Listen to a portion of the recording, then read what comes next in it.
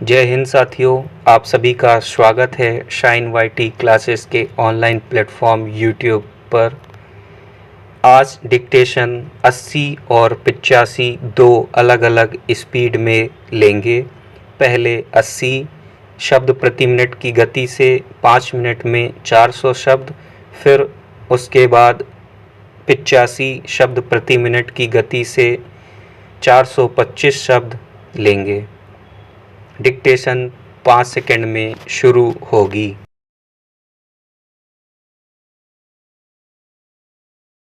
Start. शांति शब्द कहने में जितना सहज और सरल प्रतीत होता है, वास्तव में अर्थ की दृष्टि से यह उतना ही अधिक गहरा और गूढ़ है।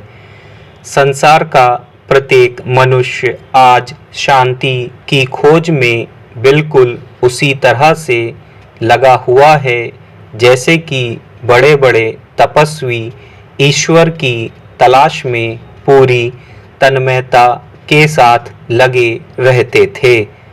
अंतर सिर्फ इतना है कि ऋषि मुनियों को तो यह भली भांति पता था कि ईश्वर को कैसे ढूंढा जा सकता है, लेकिन आज के भौतिकतावादी मनुष्य को सही मायने में शांति का अर्थ ही नहीं पता है। फिर भी वह भेड़ चाल का अनुसरण करते हुए भांति भांति के तरीकों से शांति को प्राप्त करने का प्रयास करता हुआ नजर आता है। कभी शांति प्राप्त करने के लिए एकांत स्थान ढूंढा जाता है, तो कभी लोग साधु और संतों के प्रवचन सुनने जाते हैं और कभी प्रकृति की गोद में जाकर शांति को ढूंढने का प्रयत्न किया जाता है। सवाल है कि क्या प्रत्येक मनुष्य के लिए ये सारे प्रयत्न सार्थक सिद्ध होते हैं? संभवतः नहीं, क्योंकि शांति को हासिल करने में इन कारकों की भूमिका सदैव गौण होती है। दरअसल शांति एक ऐसा सुंदर भाव है जो हमारे अंतर्मन में अपने आप ही प्रस्फुटित होता है, बशर्ते कि उसके प्रस्फुटन के लिए आवश्यक दशाएं हमारे मन मस्तिष्क में विद्यमान हो। यह ठीक वैसे ही है जैसे किसी बीज को धरती के अंदर बो देने के उपरांत उसका पौधे के रूप में प्रस्फुटित होना। बीज से पौधे में रूपांतरण तभी संभव होता है जब उस रूपांतरण के लिए अनुकूल दशाएं पर्यावरण के द्वारा प्रदान की जाएं। शांति एक ऐसा फल है जिसकी प्राप्ति के लिए अंतर्मन की भूमि को किसी भी तरह के बीज की आवश्यकता नहीं होती। अगर दशाएं अनुकूल हैं तो शांति का प्रस्फुटन अंतःकरण के द्वारा अपने आप ही कर दिया जाता है। प्रश्न यह उठता है कि आखिरकार वे कौन सी दशाएं हैं जो मन के अंदर शांति के भाव को जन्म देने के लिए अनिवार्य है। हम सभी जानते हैं कि योग के 8 अंगों में से पहला अंग यम है और यम के अंतर्गत भी 5 गुणों का समावेश होता है। ये 5 गुण हैं सत्य, अहिंसा, अस्तेय, अपरिग्रह और ब्रह्मचर्य।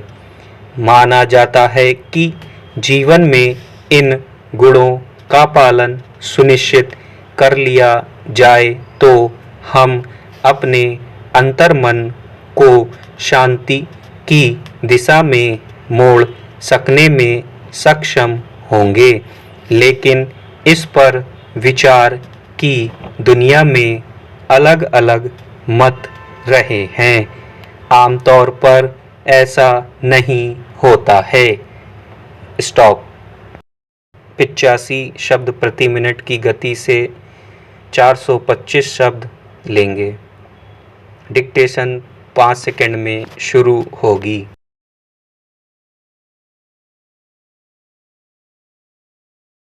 स्टार्ट। शांति शब्द कहने में जितना सहज और सरल प्रतीत होता है, वास्तव में अर्थ की दृष्टि से यह उतना ही अधिक गहरा और गूढ़ है। संसार का प्रत्येक मनुष्य आज शांति की खोज में बिल्कुल उसी तरह से लगा हुआ है जैसे कि बड़े बड़े तपस्वी ईश्वर की तलाश में पूरी तन्मयता के साथ लगे रहते थे। अंतर सिर्फ इतना है कि ऋषि मुनियों को तो यह भलीभांति पता था कि ईश्वर को कैसे ढूंढा जा सकता है, लेकिन आज के भौतिकतावादी मनुष्य को सही मायने में शांति का अर्थ ही नहीं पता है। फिर भी वह भेड़ चाल का अनुसरण करते हुए भांति भांति के तरीकों से शांति को प्राप्त करने का प्रयास करता हुआ नजर आता है। कभी शांति प्राप्त करने के लिए एकांत स्थान ढूंढा जाता है, तो कभी लोग साधु और संतों के प्रवचन सुनने जाते हैं और कभी प्रकृति की गोद में जाकर शांति को ढूंढने का प्रयत्न किया जाता है।